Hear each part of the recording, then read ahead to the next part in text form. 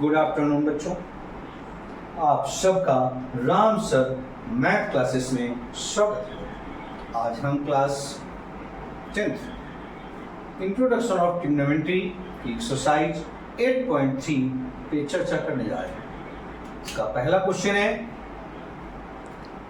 Sign A, sec A और ten ए को cos A के पदों में व्यक्त कीजिए। मतलब यहाँ पर जो आपको पहले के वीडियो में इंट्रोडक्शन टू ट्रिग्नोमेट्री में हमने आइडेंटिटीज के फार्मूले बताए थे, उन आइडेंटिटीज के फार्मूलों को यहाँ पर इस्तेमाल करना है। उन्हीं के आधार पर हम किसी एक ट्रिग्नोमेट्रिकल रेशियो को दूसरे के रूप में इस्तेमाल यूज कर सकते हैं। यहाँ बात करते हैं क्योंकि हमें साइन ए, सेक ए और टेन ए को कॉट ए के रूप में कन्वर्ट करना है। हम जानते हैं कि इसके सोल्यूशन में आए, हम जानते हैं कि क्या जानते हैं, हम जानते हैं कि cos A square theta is equal to 1 plus cot square theta.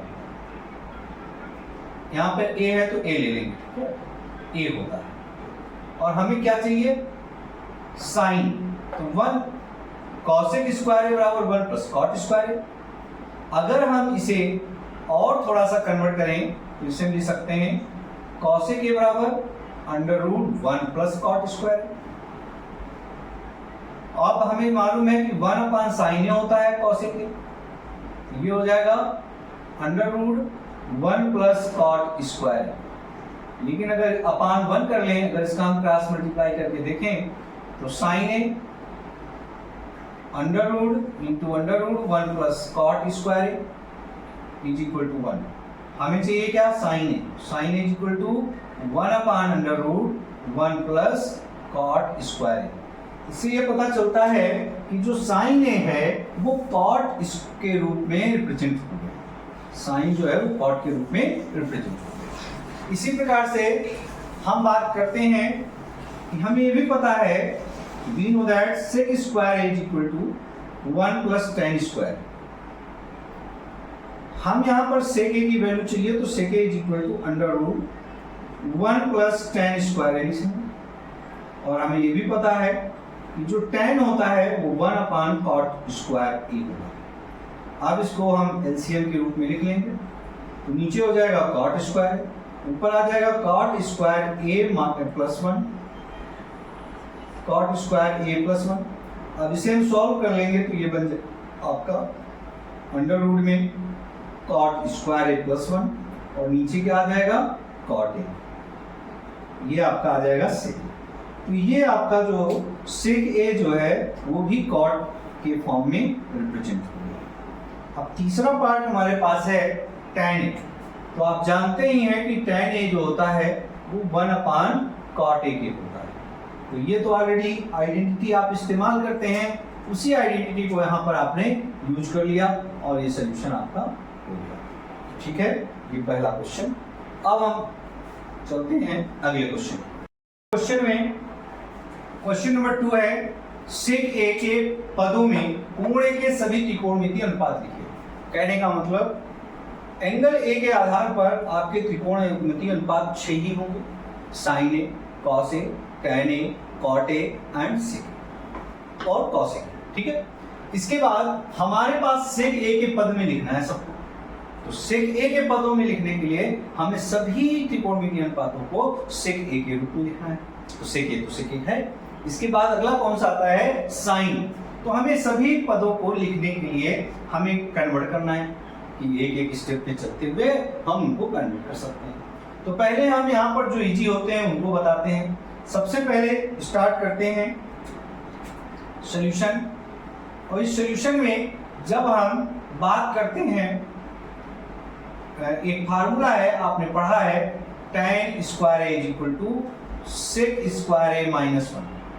यहाँ पर tan जो होगा वो आपका सेक के रूप में आ गया, tan ए बराबर under root sec square A minus 1। मतलब जो tan आपका है वो सेक के रूप में आ गया। एक ट्रिग्नोमेट्रिकल आइडेंटिटी आपकी कंप्लीट हो गई।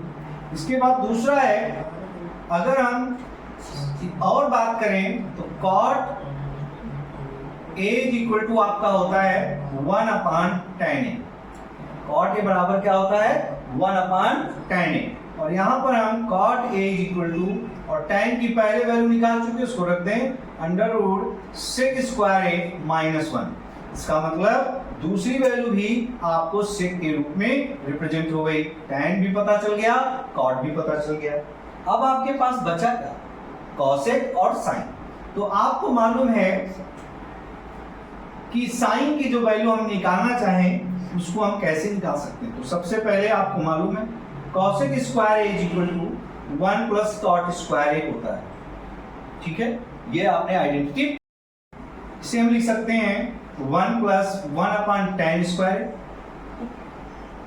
और ये हो जाएगा एलसीएम ले लेंगे tan स्क्वायर ए, तो ये हो जाएगा आपका tan स्क्वायर ए प्लस 1। और जब हम इसको लेंगे कॉसेक ए की वैल्यू तो ये आपका कन्वर्ट हो जाएगा अंडर रूट में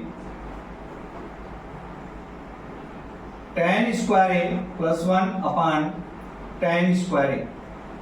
ठीक है, अब हमें सेक में चाहिए तो हमें सेक में एक आइडेंटिटी पता है, tan स्क्वायर ए बराबर सेक स्क्वायर माइनस 1 प्लस 1, और नीचे आपका आ जाएगा सेक स्क्वायर माइनस 1। ये 1 1 कट जाएगा तो कॉसेक ए बराबर आपका हो जाएगा अंडर रूट में हम लिखेंगे यहाँ पर, ये स्क्वायर हट जाएगा, ये हो जाएगा सेक ए, और नीचे हो जाएगा under root sec square A minus 1। तो इस तरह से आपका कॉसेक ए जो है वो भी आपका सेक के फॉर्म में आ गया।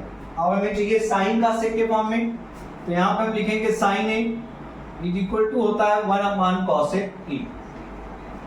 अब यहाँ पे कॉसेक ए की वैल्यू ऑलरेडी हम निकाल चुके हैं, तो इसकी जगह पे लिखेंगे 1 upon sec A upon under root sec square A minus 1। इसको जब पलट देंगे तो हो जाएगा under root sec square A minus 1 upon sec A, और ये किसकी वैल्यू आई है? साइन ए की। इस तरह से आपके कॉसेक ए के रूप में सेक ए के रूप में सभी ट्रिग्नोमेट्रिकल रेशियोज आपको फाइंड हो गए।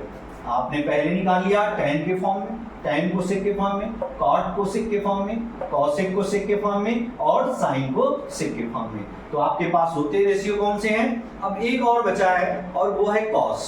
तो cos को बहुत आसान तरीका है, क्योंकि cos a is equal to होता है 1 अपॉन sec a।